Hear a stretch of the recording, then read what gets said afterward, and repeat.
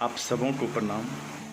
उम्मीद करता हूँ कि आप लोग स्वस्थ और प्रसन्न होंगे। देश अभी कोरोना महामारी का दंश झेल रहा है और लगभग 2.5 लाख से ऊपर कोरोना से संक्रमित मरीजों की संख्या हो गई है और यह वृद्धि निरंतर जारी है। और इस विषम परिस्थिति में सरकार को कोरोना संक्रमण के रोकथाम पर चर्चा करनी चाहिए थी, इसके रोकथाम पर प्रयास करना चाहिए था, पहल करना चाहिए था।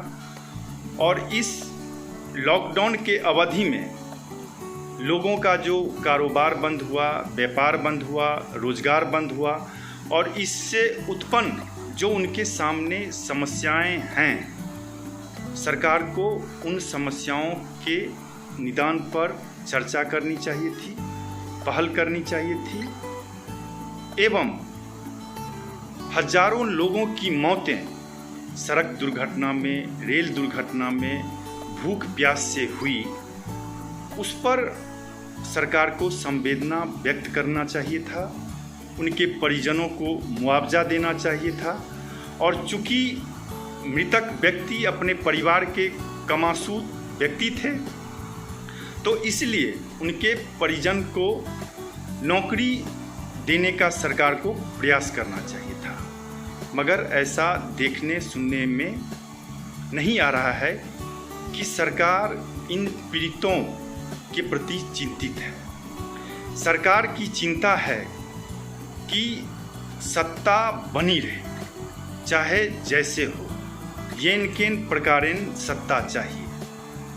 आज भारत सरकार के गृह मंत्री जी के द्वारा डिजिटल कैंपेनिंग किया गया, जिसे वर्चुअल रैली कहा जाता है। और यह रैली चूँकि आगामी अक्टूबर और नवंबर में बिहार में विधानसभा चुनाव होने हैं, जबकि 15 वर्षों से बिहार की सत्ता में भारतीय जनता पार्टी और जनता दल यूनाइटेड की सरकार काबिज है।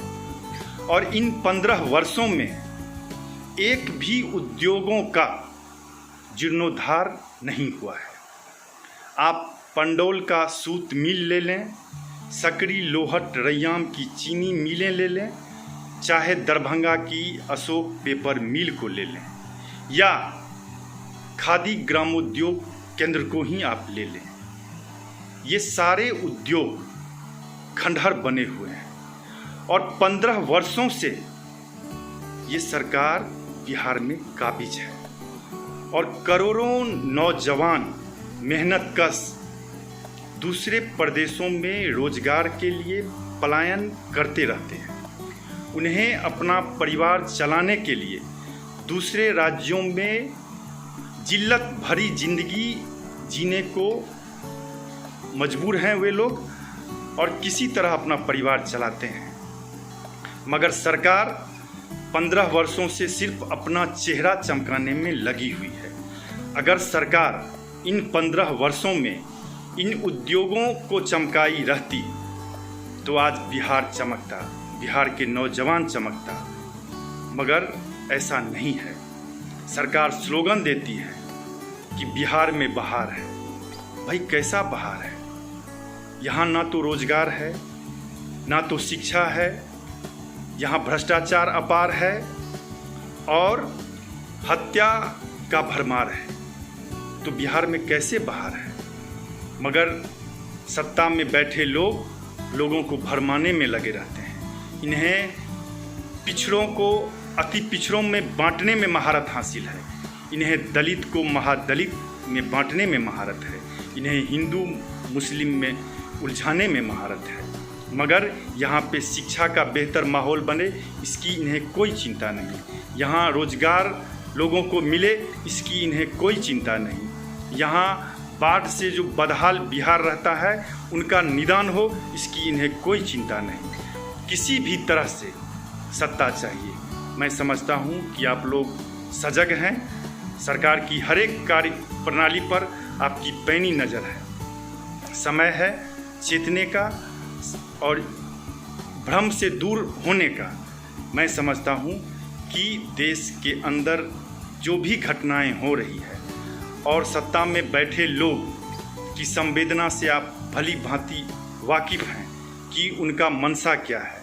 उनका मनसा येन केन प्रकारेण सत्ता में बैठने का है, लोगों को हिंदू मुस्लिम में उलझाने का है, जातिवाद में उलझाने का है, विकास सिर्फ बातों से करने का है।